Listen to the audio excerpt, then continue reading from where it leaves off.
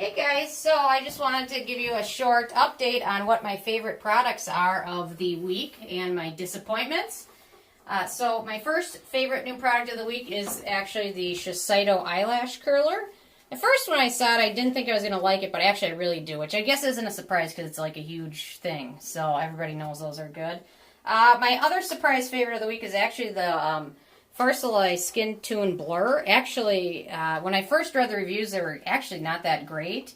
And actually, after using it, I used it today too. But I was actually really impressed with it. Really impressed. So it doesn't pill or anything. So I really like it. So it might be worth checking out.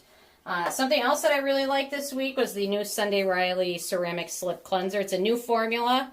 And actually, it surprised me because I actually really liked that one too. And two more things I really liked is the new Estee Lauder Pure Color Envy Lash. That one's really good, worth checking out. And the Cover FX Power Play Concealer. It's really good too. And then my couple of disappointments I had this week. Not so much with the colors or anything, but the new YSL lipstick that comes in the slim square. It actually just feels really cheap. And it actually isn't the easiest to apply. So that was a big disappointment. Just feels a little cheap. And my other disappointment is the Chanel. I picked up their Inimitable, whatever, mascara and their primer.